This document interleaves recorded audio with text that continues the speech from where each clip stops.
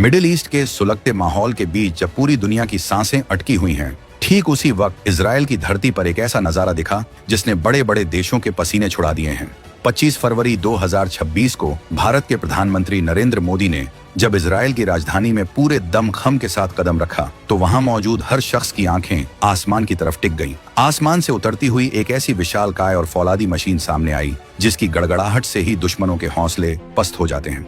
ये कोई आम वीवीआईपी द्वारा बिल्कुल नहीं था, बल्कि ये भारत की उस बेखौफ और अजेय ताकत का खुला प्रदर्शन था जिसे देखकर पड़ोसी मुल्कों की हवा पूरी तरह से टाइट हो गई है। जब ये भारी भरकम और सर्वशक्तिमान स्ट्रक्चर इजराइल के बेन गुरियन एयरपोर्ट के रनवे पर शान से उतरा तो दुनिया भर के रक्षा विशेषज्ञों के रडार अलर्ट पर आ गए।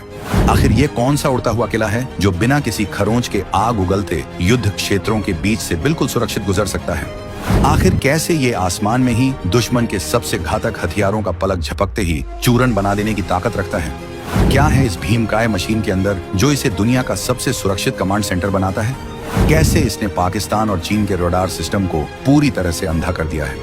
और आखिर क्यों इसे आसमान का बाहुबली कहकर बुलाया जा रहा है? इन सारे सवालों के जवाब हम आपको इस वीडियो में आगे देने वाले हैं। हम आपको बताएंगे इस धमाकेदार खबर की पूरी कहानी, तो बने रहिएगा वीडियो पर और इस संबंध में आपके जो भी विचार हो कमेंट में लिखकर जरूर बताइएगा। तो चलिए अब उस सस्पेंस से पर्दा उठाते हैं जिसने इस्लामाबाद से लेकर बीजिंग तक भारी बेचैनी पैदा कर दी है। प्रधानमंत्री नरेंद्र मोदी जिस फौलादी और अचूक मशीन में सवार होकर इजराइल पहुंचे हैं, वो असल में भारत का अपना फ्लाइंग फोर्ट्रेस यानी उड़ने वाला अभेद्य किला है, जिसे तकनीकी भाषा में बोइंग 777-300 ER कहा जाता है। ये कोई आम हवाई जहाज बिल्कुल भी नहीं है, बल्कि ये अपने आप में आसमान में उड़ने वाला एक पूरा का पूरा सैन्य मुख्यालय है जिसे भारतीय वायुसेना के सबसे बेहतरीन और जांबाज पायलट उड़ाते हैं। करीब 8,400 करोड़ रुपए की भारी भरकम लागत से तैयार हुए इन दो खास विमानों ने भारत के वीवीआईपी दौरों का पूरा नक्शा और रुतबा ही बदल कर रख दिया है। पहले जब देश के प्रधानमंत्री या राष्ट्रपति विदेश के लंबे दौरों पर जाते थे तो पुराने बोइंग 774 विमानों का इस्तेमाल होता था, जिन्हें बीच रास्ते में ईंधन भरने के लिए किसी दूसरे देश के एयरपोर्ट पर रुकना पड़ता था। लेकिन अब भारत का वक्त और रुतबा पूरी तरह से बदल चुका है। ये नया महाबली विमान एक बार उड़ान भरने के बाद लगातार 17 घंटे तक हवा में सीना ताने उड़ सकता है। इसका मतलब है दिल्ली से उड़ान भरकर सीधा दुनिया के किसी भी कोने में लैंडिंग, बिना रुके, बिना झुके और बिना किसी पर निर्भर हुए। इसके अंदर दो बेहद शक्तिशाली जनरल इलेक्ट्रिक के इंजन लगे हैं जो इसे किसी भी मौसम और किसी भी मुश्किल परिस्थिति में तूफानी रफ्तार देते हैं।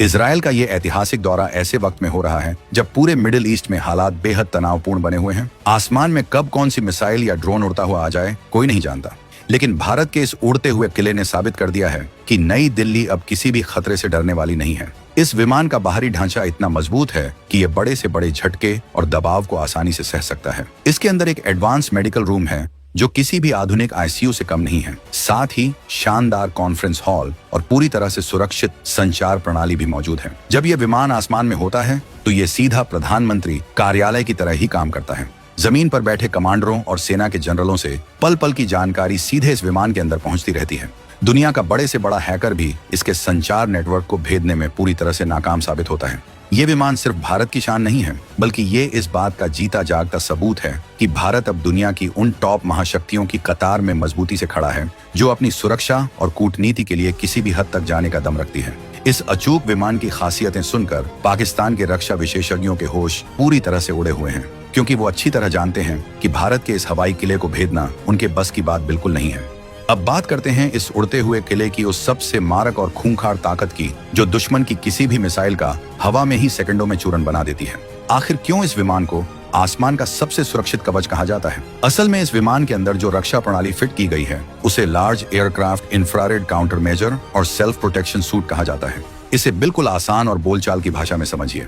मान लीजिए दुश्मन ने जमीन से या आसमान से कोई मिसाइल इस विमान की तरफ दाग दी। अब मिसाइल विमान के इंजनों से निकलने वाली तेज गर्मी को सूंघते हुए सीधे विमान की तरफ बेहद तेज रफ्तार से बढ़ती है। लेकिन जैसे ही वो मिसाइल इस विमान के रडार की रेंज में आती है, विमान के अंदर लगे एडवांस सेंसर पलक झपकते ही उस खतरे को भांप लेते हैं। इसके तुरंत बाद विमान का डिफेंस सिस्टम अपने आप चालू हो जाता है और वो दुश्मन की मिसाइल की तरफ एक बेहद तेज लेजर बीम फेंकता है। ये लेजर बीम मिसाइल के सेंसर को पूरी तरह से अंधा कर देती है, उसका नेविगेशन सिस्टम काम करना बंद कर देता है और वो मिसाइल हवा में ही अपना रास्ता भटक कर बिना कोई नुकसान पहुंचाए खाक में मिल जाती है। दुश्मन नीचे खड़ा हाथ मलता रह जाता है और भारत का ये बाहुबली बिना किसी खरोंच के अपनी मंजिल की तरफ शान से आगे बढ़ जाता है।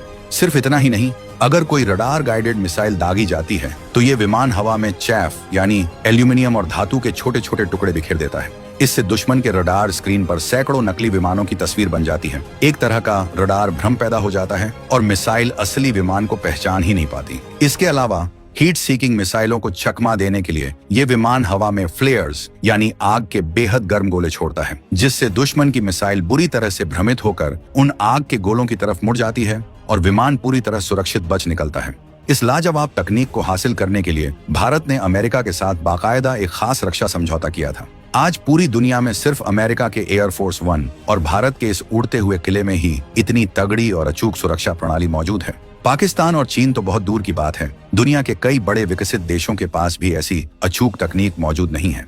यही वजह है कि जब इजराइल के संवेदनशील और नो फ्लाई जोन वाले इलाकों के पास से भारत का ये महाबली गुजरा तो किसी भी विरोधी देश की जरूरत नहीं हुई कि वो इसकी तरफ आंख उठाकर भी देख सके।